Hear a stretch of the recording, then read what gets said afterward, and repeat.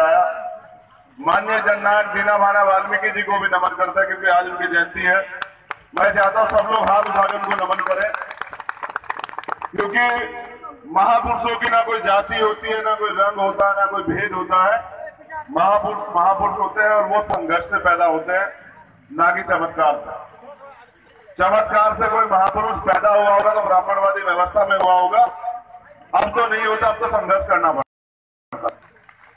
मैं स्पष्ट कर दूं सर्वप्रथम कि मैं जाति पाति में विश्वास नहीं रखता और मैं जाति विहीन समाज की स्थापना के लिए संघर्ष कर रहा हूं। बाबा साहब का सपना जो था कि भारत प्रबुद्ध भारत बने, तो वो तभी बनेगा जब इस देश में उनके नारों के साथ छेड़खानी ना हो। और जैसा कि मैं अपनी बात को शुरुआत में बताऊंगा आपको कि उन्होंने नारा दिए, शिक्षित बनिए, संगठित रहिए, संघर्ष कीजिए। क्योंकि बाबा साहब जब काम कर रहे थे सबकी परिस्थितियां थोड़ी दूसरी थी।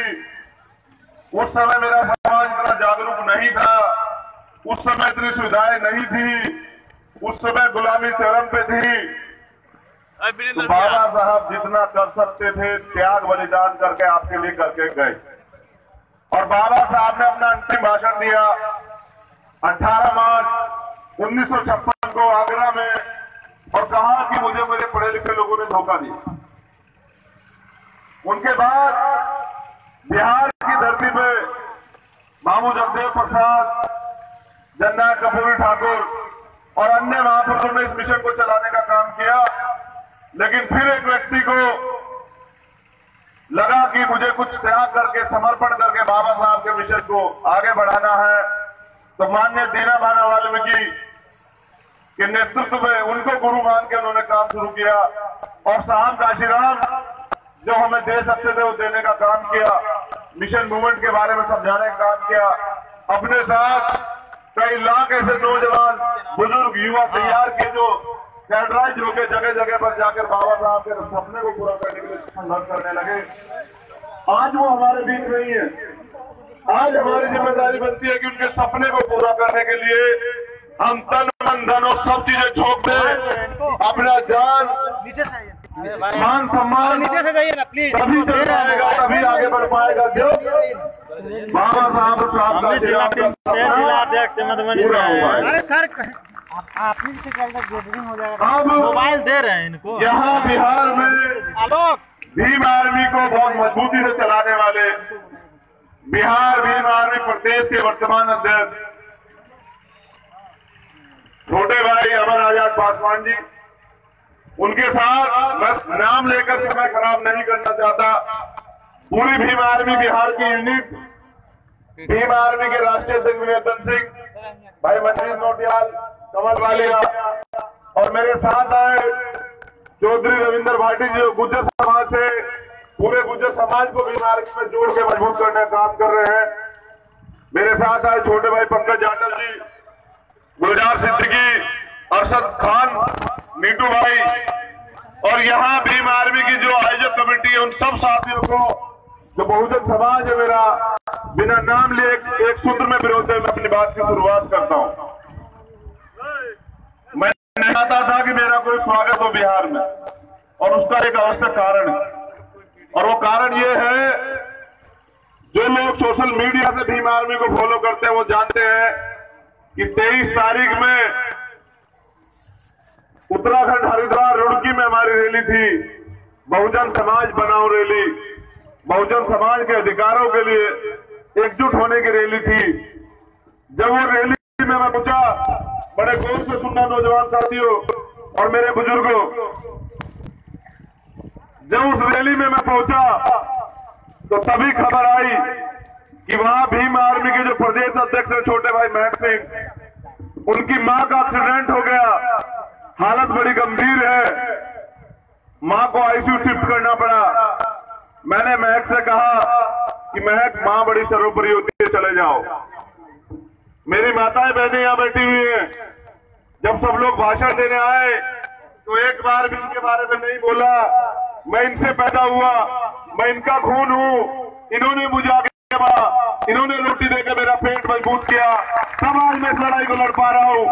तो मैं ऐसी क्रांति की देवी अपनी सभी माताओं का भी सम्मान करता हूं, बहनों का भी सम्मान करता हूं और विश्वास दिलाता हूं कि जिस उम्मीद से आप भीम आर्मी पे भरोसा करके खड़े हुए हो, उनके साथ हो, उस उम्मीद पे बिना किसी लोभ लालच के आखिरी खून के कतरे तक कायम करने का, उसी मिशन पे खड़ा रहने का काम भीम आर्मी और चंद्रशेखर आजाद करेंगे। वादा आज बिहार की तरफ रो रहा था स्टेज पर, लेकिन कहा कि मां से भी पहले अगर मेरे लिए कोई मां है तो वो भीम आर्मी है, मेरा समाज है, बहुजन समाज है।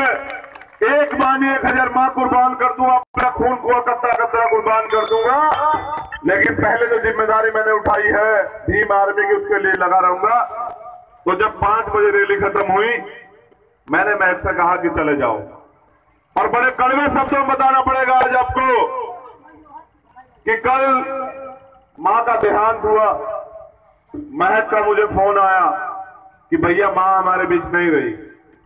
एक तरफ मां थी और दूसरी तरफ बिहार की चंपारण धरती, बेटे के सर पे जो नीला कफन सवार है और दिल में जो आग लगी है, तो मां की अर्थी को कंधा देने के बजाय मैं आप लोगों के बीच चला आया इस उम्मीद के साथ कि मां तो चली गई, लेकिन मां का सपना था कि भीम आर्मी साहब काशीराम और बाबा साहब के सपने को और बहुजन समाज को शासक बनाने के लिए संघर्ष करे। तो मैंने मां की अर्थी को कंधे देने से अच्छा बिहार की धरती पर आकर आप लोगों को समझाने का, आप लोगों को एकजुट करने का और बिहार में भीम आर्मी को बहुत मजबूती से ताकतवर बनाने का काम करने के लिए आने का प्रयास किया। मैं मां से माफी चाहता हूं, इन माताओं से आशीर्वाद ले लूंगा। ये भी मां है, वो भी मां है, छोटे भाई मैं से क्षमा प्राप्ति ले लूंगा, लेकिन मैं अपने समाज से बढ़कर मेरे लिए कुछ नहीं है, बहुजन समाज से बढ़कर मेरे लिए कुछ नहीं है। सदियों से शोषित दबे कुचले समाज को एकजुट करने के लिए, और वो ताकत जिसका सपना सिर्फ हमने टीवी में, अखबारों में, चैनलों पे, रेडियो के माध्यम से और किताबों में पढ़ा कि बहुजन समाज भी शासक बनेगा, उस सपने को पूरा करने के लिए जो पीड़ा मेरे अंदर है, जिसे मैं 16 महीने तक दिन रात जेल में जलता रहा, कुटता रहा और उम्मीद लगाता रहा कि मैं भी एक दिन बाहर जाऊंगा और जाके बहुजन समाज के बीच में अपनी पीड़ा रख के उनसे कहूंगा कि आज समय आ गया है, अब हम लोग गुलामी बर्दाश्त नहीं करेंगे। क्योंकि मैं एक नारा और एक नाम आपको याद दिला रहा हूं कि जिसकी जितनी संख्या बारी उसकी इतनी हिस्सेदारी। बहुजन इतनी बड़ी आबादी में है, और एक कहानी जो मैं आपको बता रहा हूं, बड़े गौर से सुनना। ओबीसी वर्ग का एक जाति है जिसका नाम है जाट समाज।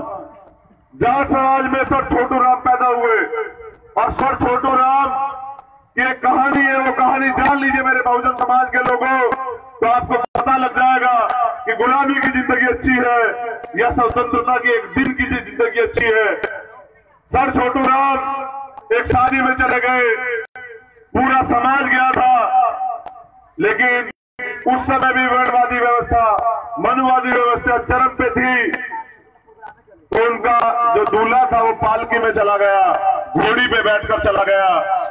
तो ब्राह्मणों ने सजा घोषित कर दी, और जितने भी जाट समुदाय के लोग शादी में, और जब जूते लग गए तो जब घर लौटे तो सर छोटू राम ने एक सवाल किया कि जूते तो खा लिए, जब मरना ही है तो ये तय करना है कि जूते खा के मरना है या सम्मान से मरना है। तो सर छोटू राम के साथ जाट समाज के लोगों ने तय किया कि हम जूते खा के अपमान से नहीं मरेंगे, सम्मान से लड़ते हुए मरेंगे। तो जब उस समय में वो लोग सम्मान से लड़ना चाहते हैं, आज मैं देखता हूं हमारे मकानों में छत नहीं है, हमारे घरों में खाने को खाना नहीं है, हमारे घरों में सुविधाएं नहीं है, फिर भी आजादी के 72-74 साल भी बाद में ये दलित समाज और पूरा बहुजन समाज मान सम्मान को प्रायोरिटी देता है, मान सम्मान के लिए संघर्ष करने का काम करता है। तो मैं क्यों ना कहूं गर्व से कि हम इस देश के शासक हैं और हमें इस देश पे शासन करना है, क्योंकि रोटी नहीं है पेट में।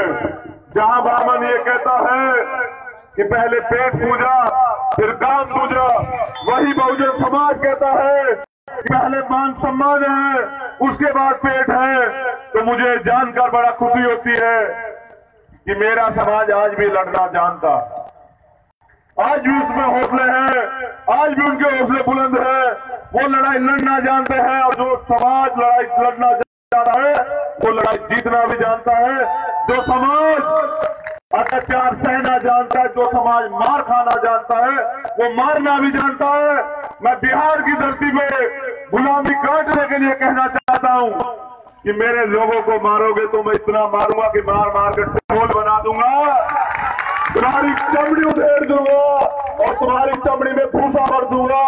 मैं इसलिए क्योंकि मैं राजनीतिक व्यक्ति नहीं हूं, इसलिए चुप हूं क्योंकि इस देश में शहीदों के नाम पर राजनीति होती है। 44 लोग शहीद हुए देश के सैनिक और शहीदों को सम्मान देने के बजाय इस देश का एक राजनीतिक दल उनके शहीदों के नाम पर राजनीति कर रहा है। कल अभिनंदन कुमार नाम का एक विंग कमांडर पकड़ा गया। पहले तो इस देश का चाटुकार मीडिया कह रहा था कि हमने पाकिस्तान के विमान मार के गिराए, और जब पाकिस्तान ने प्रूफ दे दिया कि ये आपका विंग कमांडर है, हमारे पास है, हमने आपका जहाज मारा है, तब भी ये लोग एक्सेप्ट नहीं कर रहे थे। ये मोदी की चाटुकारिता कर रहे हैं। हम गुलाम नहीं है, हम मोदी या किसी हरामखोर की चाटुकारिता नहीं करेंगे। हम मरना पसंद करेंगे, गुलामी की जिंदगी नहीं जिएंगे, गुलामी के खिलाफ लड़ेंगे। तरह तरह की अफवाहें फैलाई जा रही है, तरह तरह की अफवाहें फिर से बहुजन समाज को लूटने का काम किया जा रहा है। मैं बता दे रहा हूं साथियों, बड़े गौर से सुन लो कि भाजपा नहीं, भाजपा के सहयोगी दलों को भी और बिहार की धरती पे बता रहा हूं उन लोगों को जो सिर्फ जिनका सम्मान और स्वाभिमान 5-6 सीटों तक सीमित है, जो सीटों के अलावा जो समाज को बेच देते हैं, ऐसे लोगों को भी लोकसभा में भेजने से रोकने का काम आप लोग करना पड़ेगा। क्योंकि गुलाम हमेशा गुलाम होता है और गुलाम की कोई जाति नहीं होती है। मैं स्पष्ट कर देना चाहता हूं कि बहुत सारी गुमराह वाली बातें भीम आर्मी के माध्यम में चल रही है, आप लोगों को गुमराह किया जा रहा है।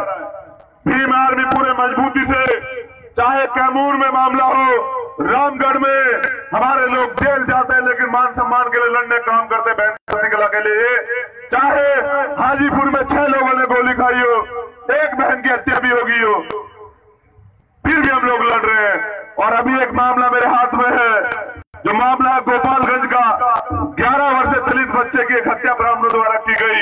मैं यहाँ शासन प्रशासन के लोग भी होंगे और नहीं होंगे तो मेरे लाइव पेज के माध्यम से सुन लेंगे या मीडियम के माध्यम से सुन लेंगे।